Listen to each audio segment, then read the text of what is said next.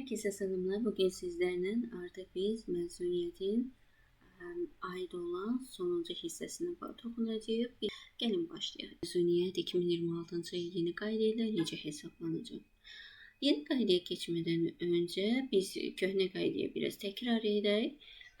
Köhnə qaydada dedik ki, köhnə qayda ilə tapmaq üçün yüksək şəkildə orta aylıq əmək haqqını tapmalıydıq. Yəni bunu da tapmamız üçün ya average'den istifadə edirdik ya da ki yəni aldığımız əmək haqqlarının cəminin sayına bölürdük. Daha sonra bir günlük orta əmək haqqını tapırdıq. Bunun üçün də mütləq şəkildə orta aylıq əmək haqqımızı bölməliydik standart əmsal olan 30,4-ə. Üçüncü addım isə artıq məzuniyyətin tapılması idi. Yəni bizə nə qədər məzuniyyət veribsə, onu mütləq şəkildə bir günlük orta əmək haqqımızı vurmalıydı məzuniyyətimiz günlərimizin sayına. Bu oldu bizim köhnə qayda ilə. İndi keçək yeni qayda ilə, əsas qaydaya. Deməli, belə bir anlayış var ki, deməli, dövlət tərəfindən yeni qayda təsdiq olundu ki, məzuniyyət haqqı elə hesablanmalıdır ki, şəxsin aldığı sonuncu maaşdan aşağı olmamalıdır. Yəni, nə qədər o maaş alırsa, ümumi olaraq bir ay ərzində də o qədər maaş almalıdır. Buna məzuniyyət haqqı da daxildir, rəsmi işlədiyi günlərin əmək haqqısı da daxildir. Yəni, onları toplayanda nə qədər maaş alırsa, o qədər maaş almalıdır. Yaxşı, bəs bunu biz necə tapacağıq? Bunun üçün dövlət deyir ki, sən ilk öncə əvvəl etdiyin qayda ilə hesabla. Yəni, bu köhnə qayda ilə hesabla və onu yadında saxla. Bu oldu bizim birinci mərhələmiz. Biz birinci mərhələ ilə tapdıq ki, bir şəxs 740 manat, əgər köhnə qayda ilə geçsə, buna məzuniyyət pulu düşür. İndi deyir ki, dövlət, bunu hesaplayandan sonra artıq keç ikinci qaydaya. İndi ikinci qayda üçün nə etməlisən? Sənə hansı komponentlər lazımdır, məsələlər lazımdır. Birinci olaraq deyir ki, bir şəxs ən çox sonda aldığı maaş nə qədərdirsə, onu götür. Biz indi bir günlük orta əmək haqqını, məsələn, orta aylıq əmək haqqını götürürdüksə, opşu hamısını toplayıb. Bunda sadəcə olaraq deyir ki, dövlət ən çox nə qədər maaş alırsa, o ayı birini götürsən kifayətdir. Yəni, mənə lazım deyil hamısını hesablamağa.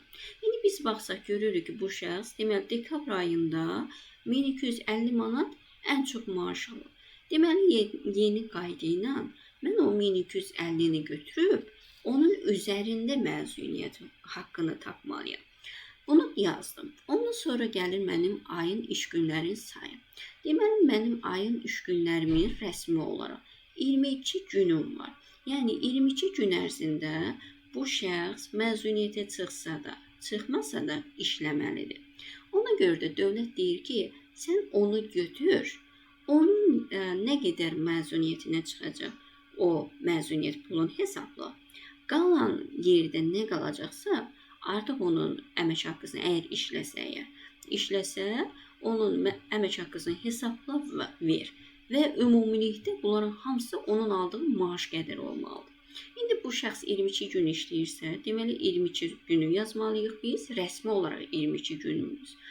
Sonra deyir ki, məzuniyyət düşən iş günlərin sayı. Təsəvvür eləyək ki, bu şəxs həmin o 22 gündən 15 gününü məzuniyyət götürür. Yəni, biz indi o haqqında danışdıq da, hansılar sayılır, hansılar sayılır, ona görə buna toxunmayacağım. Sonra gəlir ki, deyir, sən sonra nə etməlisən? Sən ilk öncə tap gör ki, bu bir adam məzuniyyətə əgər çıxmasa, nə qədər maaş ala bilər? Demə, biz nə etməliyik? Bu bir günümüz maaşımızı tapmamız üçün. Bu cari aldığım maaşı bölməlidir ayın iş günlərin sayına. İndi bizdə 1250 manat bu şəxs maaş alır. Rəsmi olaraq 22 gündə bir ayda onun rəsmi iş günüsü var. Taparaq ki, deməli bu şəxs bir gününə 57 manat pul düşür. Sonra dövlət deyir ki, yaxşı, sən əmək haqqını tapman üçün artıq sən onu istifadə edə bilərsən. Necə? Deməli deyir ki, məzuniyyətə düşən günlərini, yəni tutaq ki, 15 gün məzuniyyət götürübsə, onu vuracaqsan artıq bir gününün əmək haqqısına və ondan tapacağıq biz. Deməli, bizim bu adam 15 gün gedibsə və 57 manat bir günə düşürsə, deməli onun yeni qayda ilə məzuniyyət haqqı 852 manat oldu. İndi biz diqqət etsək, köhnə qayda ilə də yeni qayda ilə gördük ki, fərqli rəqəm aldı və artıq dövlət burada deyir ki, biraz dur, düşün. Deməli, sən ancaq məzuniyyət haqqı olaraq şəxsə maksimum maaşı verməlisən. Maksimum deyəndə ki, maksimum əmək haqqını verməlisən. Yəni, köhnə qayda ilə hesabladın, az gəldisə, burada yeni qayda ilə hesabladın, çox gəldisə, sonuncu çoxu götürməlisən. Yəni, biz baxsaq görürük ki, deməli, biz maksimumu göstərsək bu rəqəmlər arasında sonuncu hesabladığımız daha uyğun gəlir. Və 852 manatı biz məzuniyyət pulu kimi hesablayıb verməliyik. Və gördüyümüz kimi, amma köhnə qayda ilə getsə, ona 740 manat verməli idi və aralarındakı fərqə baxsaq 113 manatdır.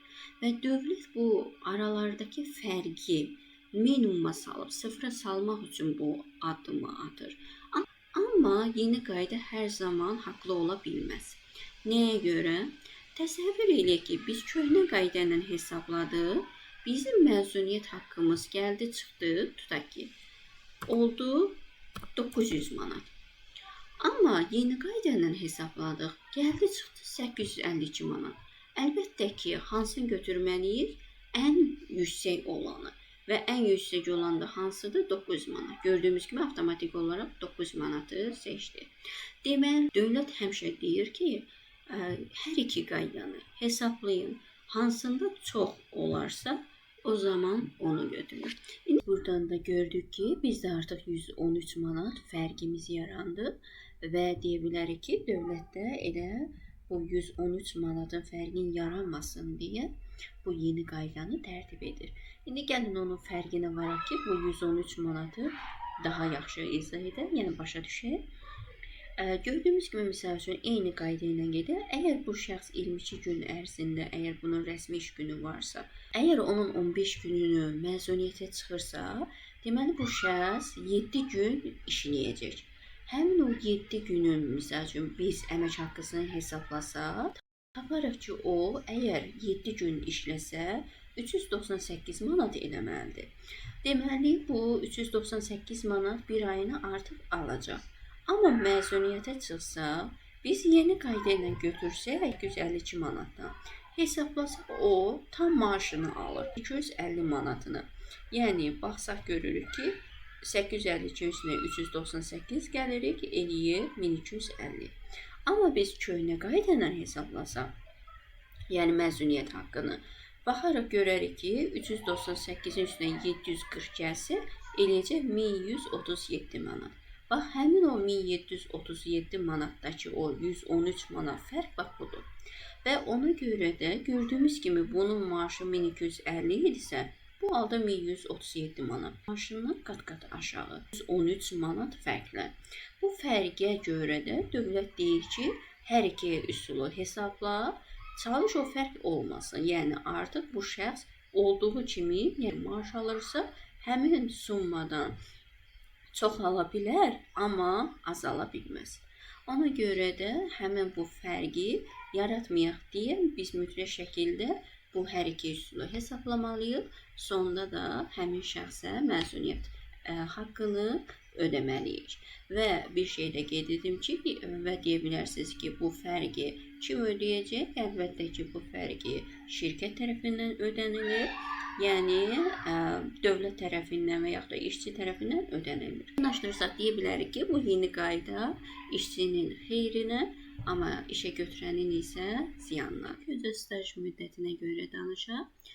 Qeyd etdiyimiz kimi, bizim staj müddətimiz 5 ildən 10 ilə qədər başlayır. Minimum olaraq siz əlavə məzuniyyət günü almaq istəyirsinizsə, mütləq şəkildə 5 ildən yuxarı sizin stajınız olmalıdır.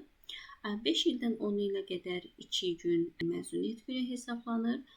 Məsəl üçün, təsəvvür edək ki, kimsə hər hansı bir şəxs minimum deyək ki, 21 günlük onun məzuniyyət haqqı var. Bu 21 günlük məzuniyyət haqqına çıxırsa, staja görə artıq tutaq ki, onun ilə qədər stajı varsa, məsəl üçün 8 il stajı varsa, o artıq 2 gün əlavə məzuniyyət alacaq. O da bizdə eləyəcək təxmini olaraq, yəni 21-in üzərinə gələcək 2 gün və bu da bizə verəcək 23 gün.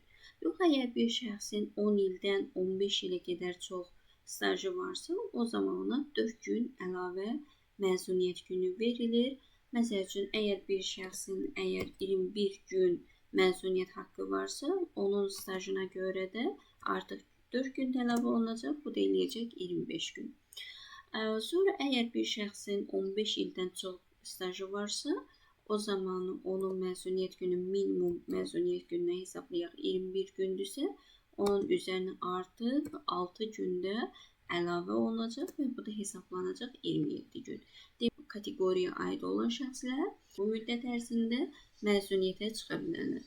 Əlbəttə ki, məzuniyyətə çıxarkən artıq məzuniyyət haqqı da ödənilməsidir və hesablanması da eyni qayda ilə gələcək və hesablanacaq. Və ən əsası da bir şey də digər mövzuya keçmədən öncə qeyd edim ki, bəzən bunu qarışdırırlar.